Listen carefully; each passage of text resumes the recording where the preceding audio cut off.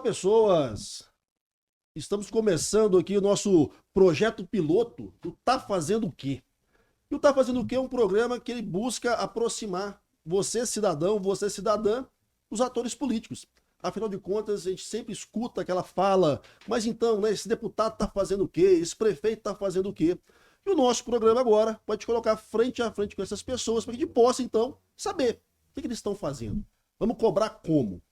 E para iniciar esse projeto, nós optamos em trazer um outro assunto que também tem relação direta com a nossa política, com a nossa sociedade de um modo geral, que é justamente a questão eleitoral, o direito eleitoral. A gente acabou de sair de um projeto, de um processo, né, de eleições bastante tumultuadas, e é muito importante que a gente possa entender cada vez mais o que está acontecendo de fato com a nossa legislação eleitoral, com a atuação dos ministros, né, do TSE e do STF também, que acabam corroborando com as decisões do Alexandre de Moraes. E para bater esse papo com vocês, eu trouxe meu amigo, esse aqui é amigo mesmo, amigo e irmão já de muitos anos, o Alexandre Azevedo, que é meu colega professor, é mestre em Direito Eleitoral e também é servidor do TRE Goiás, só há 23 anos. Ou seja, o cara entende pra caramba de eleição, de legislação e sabe explicar como ninguém, porque é um mestre na área. Alexandre, muito obrigado por ter aceitado o nosso convite e bem-vindo ao primeiro Tá Fazendo o Quê? Eu que agradeço, Marcos, o convite. É um prazer estar aqui com você, iniciando esse projeto, né? E vamos participar. E aí a pessoa tem que saber, né? O que os mandatários, o que os representantes do povo estão fazendo. Aí eu parabenizo que a iniciativa é muito boa. Desejo sucesso aí para você e toda a equipe. Maravilha. Alexandre, vamos lá.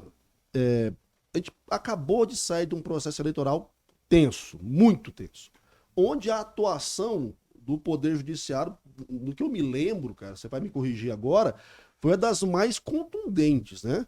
E aí, cara, o Alexandre de Moraes, ele tá fazendo o quê, de fato, com o presidente aí do TSE? Você percebe que há uma perseguição, não há uma perseguição? Porque é o que a gente ouve na rua. O povo falando, não, esse careca tá perseguindo demais o presidente, esse cara tá entrando demais nas questões políticas, mas não, é o papel do ministro, ele tá fazendo certo?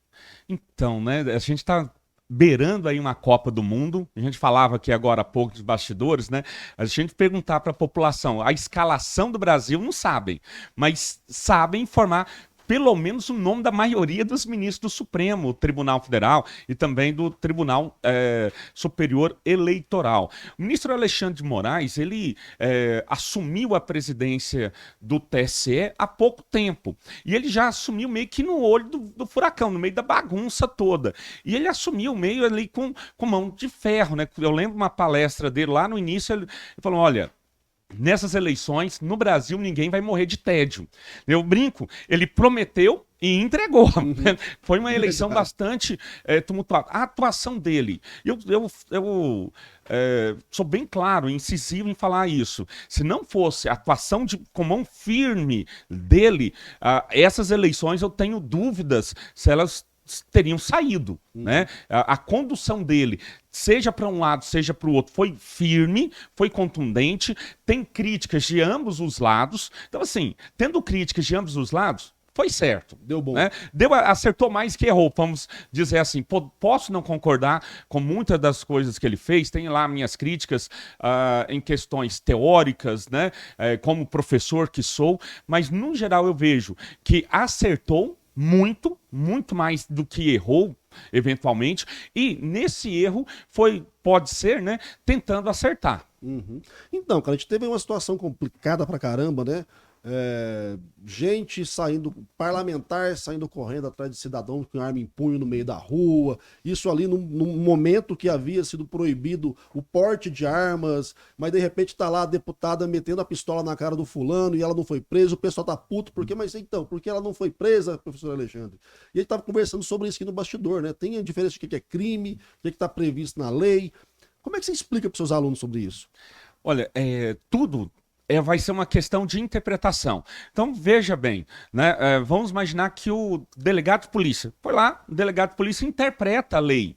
Na hora que ele faz a interpretação da lei, ele pode falar, olha, isso aqui foi crime, por isso está preso em flagrante. Isso aqui não foi crime, então não está preso em flagrante. Vou dar um exemplo que aconteceu, agora fugiu o estado, mas se não me engano foi Santa Catarina ou Pará, um desses dois estados.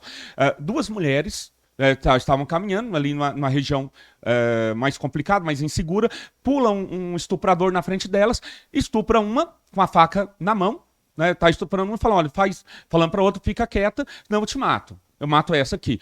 Terminou, foi estuprar a segunda, falou, ó, do mesmo jeito, fica quieto, não mato essa. E aí, num vacilo dele, uma pega um pedaço de pau, desce a ripa na cabeça dele, a outra pega a faca, então foi pau e faca em cima do cara. Terminando ali, o que elas fizeram? Foram até a delegacia de polícia. Chegando lá, o delegado deu voz de prisão para elas, presas em flagrante delito.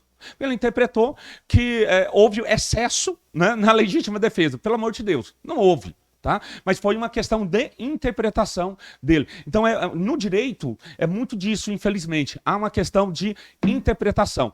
Na minha concepção, ali estava, sim, descumprindo uma determinação, poderia, sim, ser presa.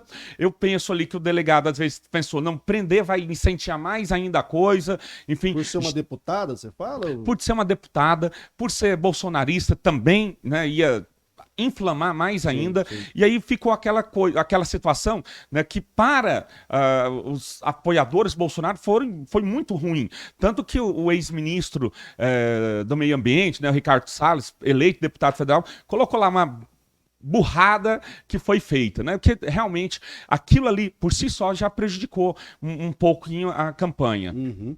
Então vamos lá, a gente fala de legislação, cara, o TRE, o TSE não trabalha só para direção, né? Vocês têm lá uma borrada de coisas, o pessoal trabalha bastante. Mas a lei eleitoral muda de eleição para eleição. E a gente fica pensando, cara, como é que a gente vai conseguir manter não, mas chegar a uma maturidade do nosso processo eleitoral se todo ano pré-eleitoral os caras vão e mudam a regra do jogo? Como é que funciona isso? Como é que a gente consegue fazer algo minimamente eficaz e capaz de amadurecer, né, do processo democrático, sendo que há sempre essa mexida e nunca parece que é uma mexida pensada. Parece que é algo situacional que os malucos pensam, não, vamos disputar a eleição, vai dar ruim pra nós, vamos mexer no jogo. Como é que é pra você, que é professor dessa área, bicho, ter que explicar todo ano de novo pro aluno que, ó, isso aqui não podia, agora pode, se podia, agora já não pode. E não pode por quê, professor? Não pode porque Deus não quis, porque os deputados votaram contra. Para mim, até uma questão interessante, né? Que aí a reserva de mercado, né? Fica melhor para mim que poucos se aventuram a estudar, porque a gente tem uma confusão de legislação eleitoral. A gente tem um Código Eleitoral de 1965, ditadura militar. A ditadura, toda e qualquer ditadura, chega ao poder negando que é uma ditadura. E como que se nega uma ditadura? Está aqui uma lei eleitoral. Aí você vai ver restrições e mais restrições de direito. E aí depois nós temos uma série de outras leis eleitorais, com várias alterações, como você colocou, anualmente. Para mim, poderíamos resolver adotando o mesmo princípio para o aumento do salário ou do subsídio, né, dos deputados, vereadores e senadores. Seguinte, olha, só aumenta para a próxima legislatura. Feita uma alteração aqui, só vai valer para a próxima legislatura. Talvez isso aí pudesse ajudar um pouco, né? Olha, essa alteração aqui não vai valer para a sua eleição agora, vai valer para a próxima eleição. Então, toma cuidado. Atualmente tem só a questão da anualidade, parece, né? Isso. Tem que fazer até um ano antes da eleição. Mas aí o cara se beneficia do negócio que você está colocando. E aí acaba fazendo muito da eleição para o município como laboratório. Uhum. Então faz alguma alteração ali para os municípios, deu ruim, né? Como ficou? Deu bom? Continua. Deu algum ruim? Eles já vão lá e alteram. Então acaba que a eleição municipal vira uma espécie de laboratório. Isso é complicado, porque nós temos muitos vereadores, muitos candidatos a vereador, muitos candidatos a prefeito, muitos juízes e muitos promotores eleitorais. Então ali, na hora de interpretar, nós vamos ter uma enormidade de interpretações. Deveria ser o contrário, né? Deveria lançar as alterações nas eleições gerais, que vamos ter 27 TRS interpretando e o TSE. Então chega e faz uma interpretação, olha, é isso, dá certo. Agora você pensa essa enormidade de deputados, de promotores, juízes eleitorais interpretando das formas mais variadas possíveis. E localizadamente mesmo, né? E Cara? localizado. É um município ali que é um microcosmos que tem que ser olhado, né, na sua situação, mas que de fato é muito diferente. Uma cidadezinha do interior do Paraná, uma cidade do interior do Acre, pô. Não dá pra você. Como é que você vai usar essas avaliações? E o juiz leva em consideração também o impacto político da decisão. Você não pensa que caçar um prefeito de uma cidade, de uma capital, é uma coisa. Caçar o prefeito de um interiorzinho ali, né, é fácil. Caçar vereador é muito fácil. Né? Você vai numa árvore e cai 9. Então, assim, você caça mais tranquilo. Né? Você caçar um vereador de um município pequeno, você caçar um senador da República é outra situação. Tanto que são poucos as notícias que a gente, poucas, né, as notícias que a gente tem de cassação de senadores. De governador de estado, então, pouquíssimos. Presidente da República, a galera foi deixando correr, e aí agora nós tivemos uma eleição em que teve vários abusos, que metade, 1% desses abusos, tivesse sido cometido por prefeito no interior, o prefeito já estava cassado, tenha certeza disso. Com certeza.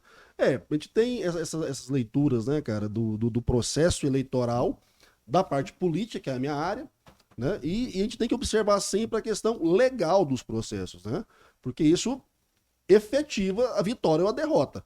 Né? A gente já viu várias vezes aí, o camarada vai lá, peleja, quase morre para se eleger, aí por conta de um vacilo, de um descumprimento da legislação, passa um pouquinho, alguém vai e pau, puxa o tapete dele. Como aconteceu agora aqui recentemente em Goiânia, né? Porque a gente na internet, nós estamos em Goiânia, Goiás, e aí teve chapa caçada e voltou vereador que tinha perdido, o cara vai assumir, aí o cara que ia assumir já não vai assumir porque deu outro rolo, do outro negócio. E é emoção pura, né, cara, o lance do direito eleitoral. E a gente, muitas vezes, né, a população, não alcança, não entende. E eu acho que, assim, essa parte de tentar explicar pro povo, ó, Ligão, funciona assim. Esse cara tá sendo caçado por isso. Esse cara por tal motivo. E essas dinâmicas do poder judiciário atuando sobre a política, eu acho que é tão distante da realidade do cidadão comum que isso começa a gerar umas interpretações das mais equivocadas, né? Como é a questão da perseguição, que tanto, porque o Alexandre de Moraes persegue o fulano, persegue... Mas, gente, mas vamos lá. Tem o fato. Se o fato está previsto na lei, e o cara cometeu o fato, isso não é perseguição, isso é basicamente execução da lei, né, não? Mas mesmo assim, né, aí começam as histórias e as fake news e o pau tora. E falando de Alexandre de Moraes, perseguição e fake news, eu quero um comentário seu agora como professor, mestre que você é. Liberdade de expressão ou censura? O que esse povo tá achando que é liberdade de expressão? Porque assim, tem gente brigando porque estão proibindo a elas de expor fake news. Me explica isso, Alexandre. Como é que o cara vai ficar puto porque eu fui censurado? Não, lindo, você tá divulgando coisa que é mentira. Tá comprovado. E aí cresce esse discurso de que é censura, não é censura. Pra mim não é. Já deixa, minha posição é essa, cara.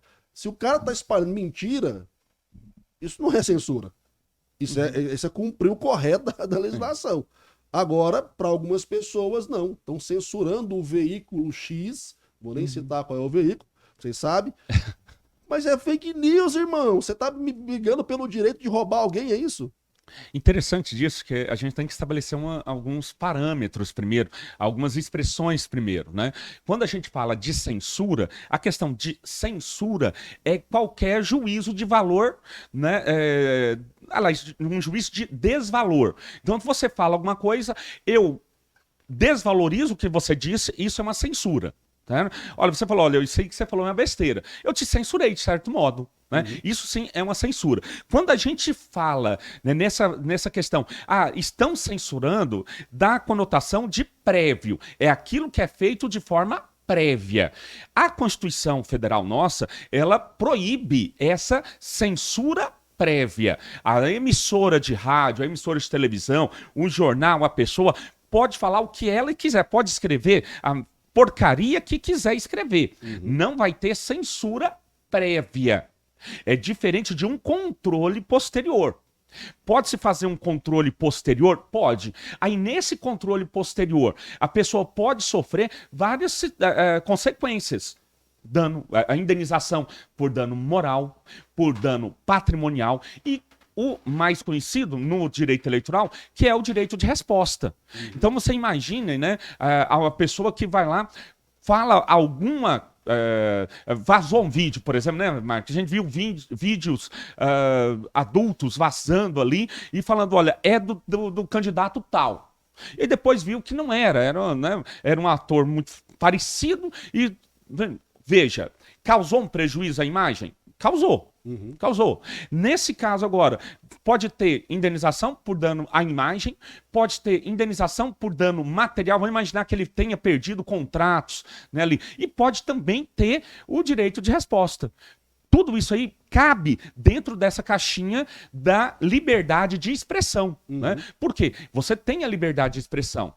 Mas não é o que... Eu aprendi essa frase, é muito legal, né? Quem fala o que quer, escuta o que não quer.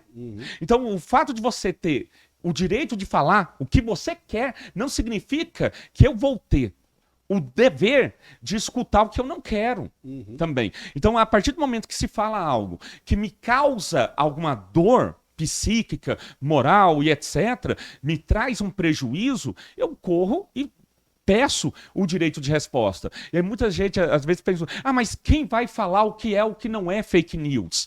Meu amigão, como você bem diz, tem situações que fica clara. Sim. É claro e evidente o fake news. Não precisa falar.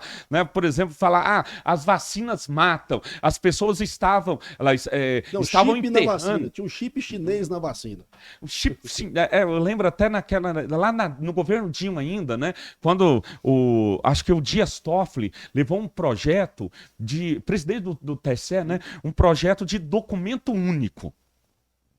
Eu sou evangélico.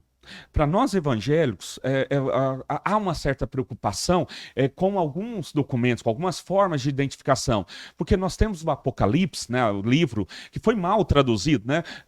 Na Bíblia, Apocalipse, no grego, é simplesmente revelação. Aqui vira Apocalipse e a gente já fica com medo, já pensa aquelas loucuras. Satanás, e o tempo vai explodir tudo. Exatamente. E aí tem lá, da besta do Apocalipse, que vai ter o controle e vai colocar uma identificação única nas pessoas. E aí, a hora que coloca isso dentro das igrejas, Marcos, aquilo ali, meu amigo, mas cai como uma bomba atômica. E aí é um terreno muito fértil para as fake news. E aí sai noticiando várias coisas, a besta, é aquilo, não sei o que lá.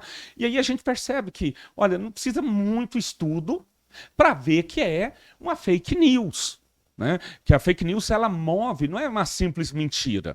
Não é? A fake news é uma estrutura montada e feita para criar uma situação de caos. Sim. Essa é a intenção dela. E tem toda uma estrutura que tenta legitimar aquilo, né, cara? Por mais absurdo. O cara não vira simplesmente e fala assim, porque o Marcos Marinho é cabeludo. Não, o cara monta um site para mostrar uma foto montada para que isso possa legitimar depois a notícia. Como você colocou, é uma construção do negócio que é bem pensado, bem planejado para gerar desinformação, né, cara? E conduzir a galera das maneiras mais abjetas, né? Fazer massa de manobra mesmo. Sim, e é diferente, por exemplo, a gente tem lá o Bolsonaro, né? Ele vai ou ia nos debates com alguma coisinha ali escrita na mão dele, né? Alguns recadinhos, e aí ele sorrateiramente deixava as câmeras filmar, aí o pessoal dele depois, o que é isso, o que é isso? Isso aí é causar, beleza, não é fake news. Ele soube aproveitar isso. Ele tá gerando um buzz ali. Normal. Tá gerando, e aí a galera vai no Google procurar aquilo e logo pega, a equipe dele pega aquilo, olha, tá vendo e tal, né? Noticiando. Isso aí tá dentro das regras do jogo, ele sabe utilizar isso. A fake news, ela já vai tratar com uma tentativa de atacar a psique, né? Causar algum desconforto. Não é uma simples mentira, como você falou, né? Não é uma questão de falar, fulano é feio, fulano é isso, aquilo. Não, ok. Né? Mas eles trazem algo, geralmente, né, com uma tentativa de criar abalo às instituições. Você pensar que as nossas instituições estão sendo atacadas por conta disso. E aí cria toda uma plataforma em que isso passa a se tornar como uma realidade, algo palpável, né? A gente vê aqui principalmente agora, né, a questão do artigo 142 da Constituição, né, a intervenção das forças militares e tal. Dos mais mal interpretados da história do Brasil. Mas vamos lá, fake news é um fato, né, tem até um autor que eu gosto muito, eu falo dele direto, quem me acompanha na internet já ouviu falando dele algumas vezes já, o Byung-Chul Han, que ele fala desse derretimento do discurso político, né, principalmente por conta da web, essa dinâmica, esse tanto de informação, essa velocidade que você não para refletir mais sobre as coisas, né, você só vai comendo e regurgitando aquilo. E ele fala desse derretimento do discurso político e a tomada de espaço dos discursos do afeto. Porque o discurso do afeto é eu amo, eu odeio, eu tenho raiva, eu quero, eu gosto, não gosto, você não reflete mais por aquilo. Você vai só numa roda ali de coisas que você vai recebendo. Se você gosta, você vai replicando, se você não gosta, você já vai deletando da sua vida, e aí já tem os algoritmos que ajudam a fazer esse direcionamento, né? Você só vai ver o que os caras querem que você veja, e a coisa fica cada vez mais sinistra, porque você vai criando caixas de ressonância, onde só tem aquela versão do fato, e às vezes uma versão construída para tumultuar, para gerar caos, e assim por diante. E nesse rolê todo, pensando especificamente na área da política, né, que é o que a gente trata aqui no nosso programa, é aquele pensamento corriqueiro. E aí, o TSE tá fazendo o quê? O TSE vai fazer o quê? Mas aí, o que mais que pode ser feito? Eu sei que há alguns projetos, né, que são encampados ali no TSE, nos TREs, para alertar sobre fake news. Tem o Pardal, que é um aplicativo para você denunciar crime eleitoral. Mas, cara, tem alguma coisa de fato que dá para ser feito pelos órgãos da justiça que vão estar aí sempre monitorando essa alavancagem de fake news? Olha, nós tentamos, né? Eu faço parte de uma comissão da Justiça Eleitoral, né, sobre o combate às fake news com relação ao direito eleitoral, especificamente com a Justiça Eleitoral, explicando, né, o que era, identificávamos alguma, né, ali, encaminhávamos, a gente fazia um debate ali, trocávamos ideias, fazíamos textos, né, combatendo, até mesmo entrevistas, né, a gente compartilhando entrevistas para explicar, esclarecer para a sociedade o que era aquilo. Isso aí é um primeiro ponto. O segundo ponto é um convênio mais rápido com as plataformas, né, de redes sociais, Instagram, Twitter, Facebook, YouTube, para falar o seguinte: olha, surgiu, a Justiça Eleitoral julgou, a gente vai encaminhar, tira o mais breve possível, encontre isso aqui o mais breve possível, até em 4 horas, né? Vou colocar ali uma hora, porque vamos combinar, mas 24 horas com a coisa cor comenda ali, rodando, esquece, né? Vira algo, enfim, difícil de retirar depois. Então, tire o mais breve possível. Velho. Depois que caiu da rede, é da rede. Sim, por conta de outra situação, que aí não tem como controlar. O WhatsApp, né, o Telegram e outra. Não tem como controlar. Você recebe a quantidade de informações ali, e você vai repassando para grupos. E aí nós tivemos aquela situação logo no início, que a Justiça Eleitoral conversou com o pessoal do WhatsApp, falou, pelo amor de Deus, não lança essa coisa agora do grupo de mais de 2.000 pessoas, deixa para depois da eleição.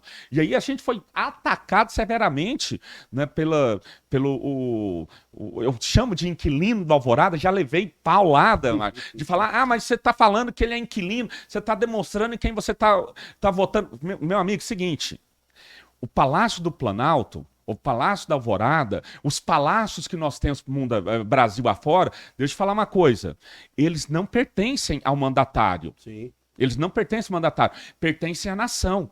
O mandatário está ocupando lá através de uma relação jurídica que existe. E é uma relação jurídica temporária.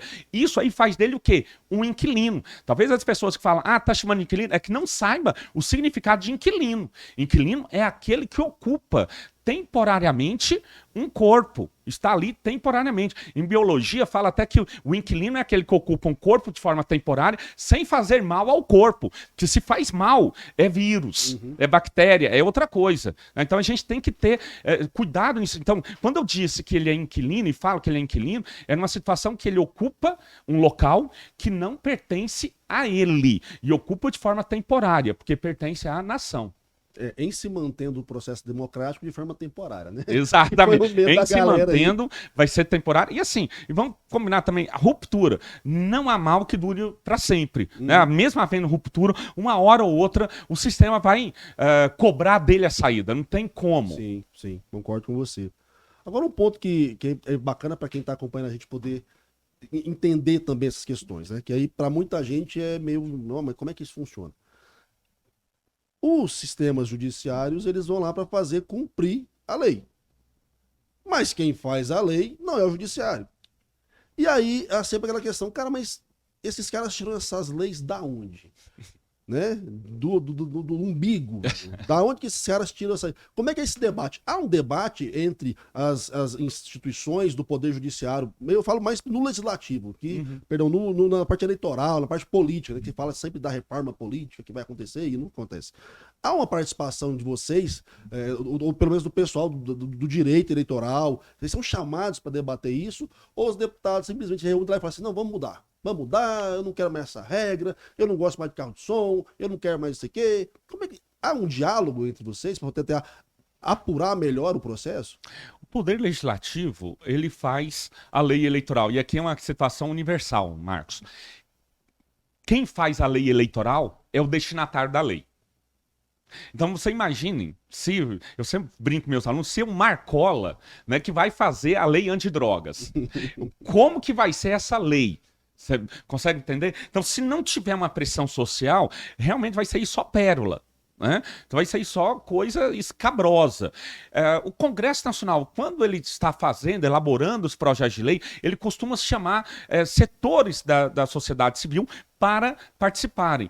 Graças a Deus, nós temos grandes grupos, grandes associações que congregam juristas do direito eleitoral, professores, advogados, juízes, membros do Ministério Público também, né, para participarem, para estudarem o direito eleitoral, até mesmo propondo alterações na legislação e propondo também interpretação ou forma de interpretar daquela legislação já pronta. Isso aí tem ocorrido, graças a Deus, com certa frequência. Evidente, é opinião, né? A decisão vai ser do legislativo e depois o judiciário vai interpretar. Você é professor, você escreve, eu sou professor, eu escrevo, você sabe muito bem, Marcos. Uma coisa é o que eu penso na hora de escrever. Outra coisa é o que eu escrevi. E outra... completamente diferente vai ser o que vão interpretar. Sim. Então, a gente tem isso. Então, às vezes, mas o legislativo fez, agora o judiciário está fazendo diferente. Meu amigo, o judiciário está interpretando.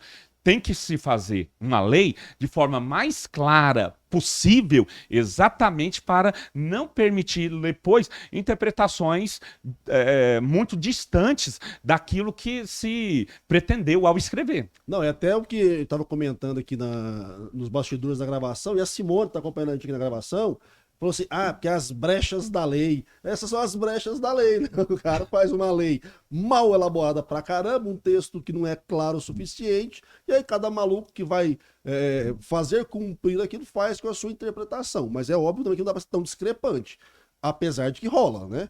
Apesar de que rola, e você até comentou aí, a cassação de um prefeito lá de Muzambinho é uma coisa, uma cassação do governador de Minas Gerais é diferente, né? Então a própria lei, na sua aplicação ali, e cá, é o quê? O contexto social, o apelo, porque fala-se muito sobre isso, né? O tal juiz não vai ter coragem de fazer isso, porque a pressão... Como é que é o lance da pressão social? Porque pressão social, igual sofreu o Alexandre de Moraes agora esse último ano, não existe, velho. Eu nunca tinha visto isso na minha vida.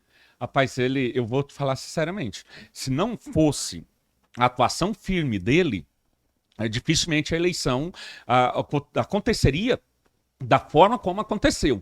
Ele teve que bater de frente, ele teve que impor, né, a lei e a posição da justiça eleitoral. Falou, e vai cumprir.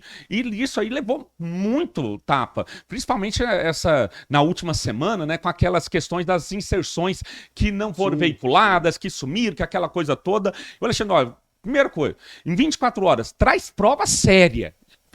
Geralmente fala, olha, traz prova. E ele já falou, olha, traz prova séria. Então trouxe um adjetivo ali. Depois traz aquelas coisas com 5.000 páginas, não sei quantas horas de gravação, né, para ele, e